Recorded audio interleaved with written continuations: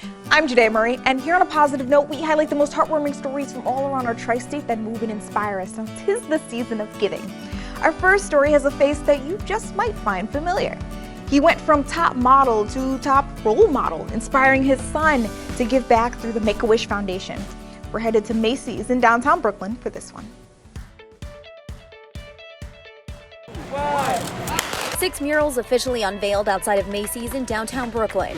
This one created by Jack Barker. Symbolize the Believe movement, and you can see there's a kind of pushing up the star, and kind of believing in the star to push it up towards the sky. He grew up watching his father, photographer Nigel Barker, grant dozens of wishes for the Make-A-Wish Foundation over the years. The pleasure's in the giving so often, so it's, for me, every time I do it, it's hugely fulfilling. This mural created by Bronxite Shakira. The mural not only represents myself as a little girl, but other little boys and little girls who look out into the heart of the big city and just admire everything that the country has to offer them. It's all in partnership between Macy's, Make-A-Wish, and the Lisa Project for the Believe campaign. Murals that inspire belief and hope, not only for the kids, but for the artists as well. Like, our mission was also to believe in young star artists. You know, Shakira and Jack Barker, these are their very first murals. Macy's says they've been involved with the Make-A-Wish program since 2003.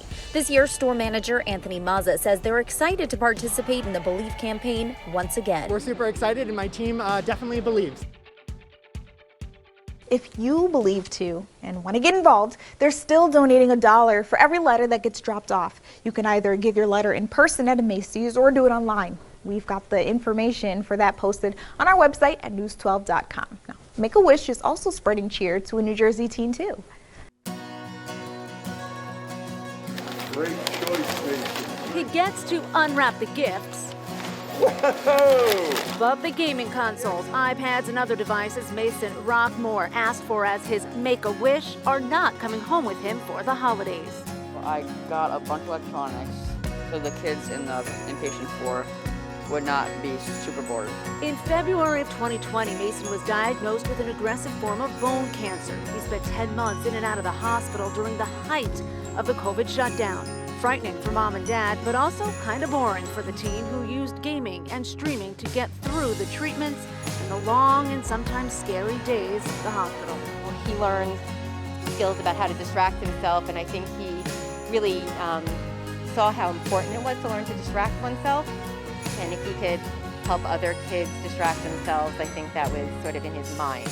And that is why Mason decided to pay his wish forward. He gifted it to Hackensack Meridian Children's Health, the team that took care of him, and other kids still battling cancer and other illnesses. Many who don't have access to the tech he did during his time here. I was thinking a bunch of wishes, and then one came up in my head that, like, why not just give back?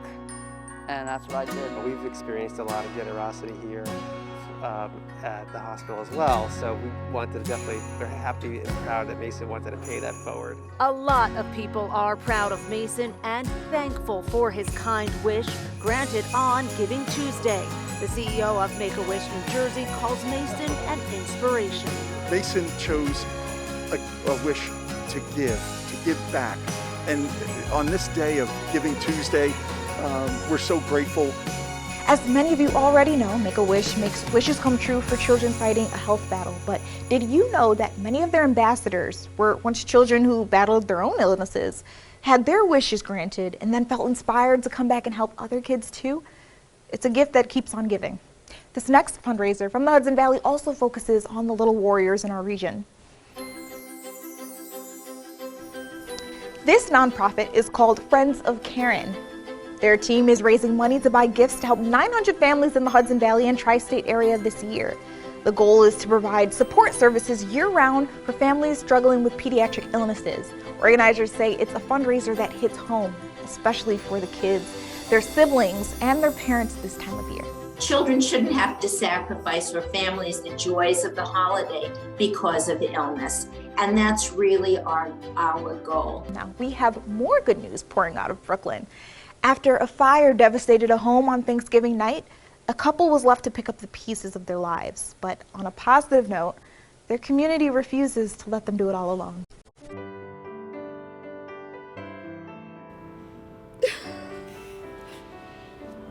The outpouring of support has just been amazing.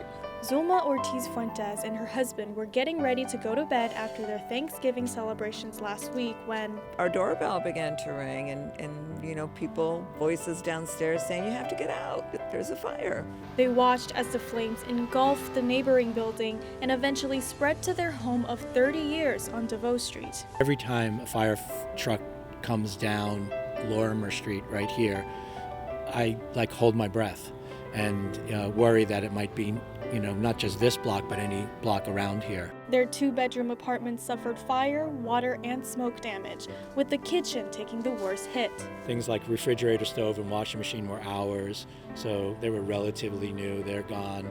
All the furniture in the living room has to be tossed out. Mattresses, our beds, mattresses, everything. A GoFundMe was created to help the couple get back on their feet and has already gathered around $32,000. But every time I go and I see, one donation for $5,000, that makes me choke up. And then I see one for $20 and that makes me choke up. The couple is trying to salvage what's left of their home while they look for a new one.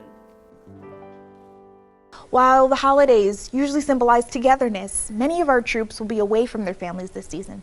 That's why a mother and daughter from Roseland, New Jersey are making sure they're supported. Kathy and Nicole are the founders of For Our Troops. It's a volunteer organization that sends care packages to active military across the U.S. and overseas.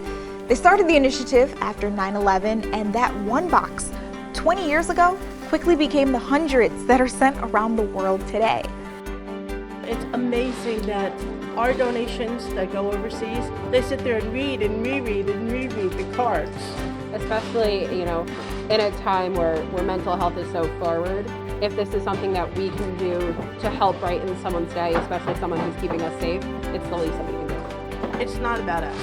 It's not about the volunteers that are here. It's about coming together to support our military.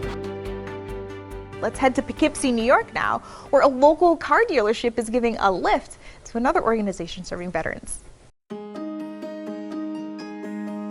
Hudson Cadillac Buick GMC in Poughkeepsie, New York handed the keys of a sweet new ride over to Vet Zero for their Heroes Driving Heroes program. It's an organization that gives free rides to veterans. The community's been great to us. We would just like to give back.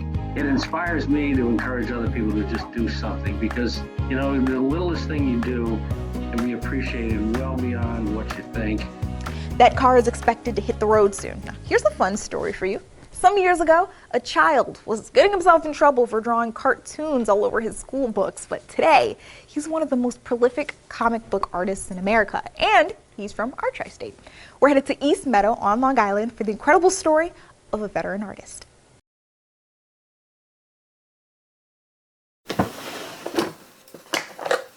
In a studio in East Meadow, a legend in the comic book industry works his magic with pencils and inks. I just love to draw. At 93, Joe Giella is the oldest living artist to have worked on Batman. Batman was my favorite. But Giella wasn't only drawn to the Caped Crusader.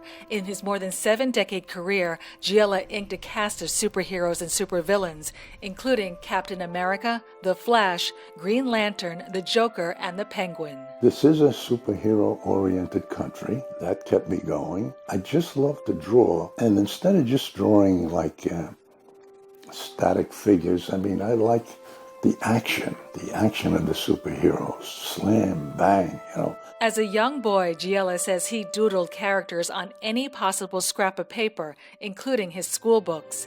That got him in big trouble. My teacher didn't care for that. She was always chastising me, and they asked my dad to come to the school. My dad was furious. My dad never wanted me to be an artist. And I kept telling my dad, I'm not a cop or a fireman. I want to draw. Giella's determination paid off. At age 16, the self-taught artist landed his first gig with Hillman Periodicals, where he penciled Captain Codfish, which appeared in Punch and Judy comics. A couple of years later, Giella's work caught the eye of Timely Comics editor Stan Lee, who tapped Giella to work on Captain America comics, among others. Every job I did, I tried to make it better than the next one. In between assignments, Giella served the country. In 1946, he enlisted in the U.S. Navy Reserves. I put 8 years in the Navy, active and inactive. Now, the active part, I spent 18 weeks at sea. I don't know how I did everything, but I did it, Giella spent much of his career at DC Comics, where he drew every major costume crime fighter during the Silver Age of comics. That was the pinnacle. That was it. Wow. I mean, worked for DC. I mean, the only thing better than that was a syndicated strip. In the 1960s, Giella penciled and inked the Batman syndicated comic strip series and later drew the Merryworth newspaper strips for more than 35 years.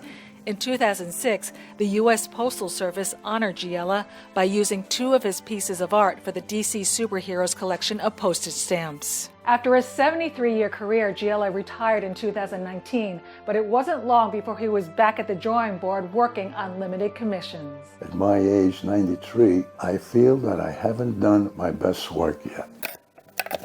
That's the truth. An illustrious artist continuing to capture the imaginations of superhero fans around the world. And Giella's sons followed in his footsteps too. Frank Giella is an art teacher at Forest Hill High School, and his brother Dan owns an art gallery in Manhattan. I guess what they say is true, the apple really doesn't fall too far from the tree.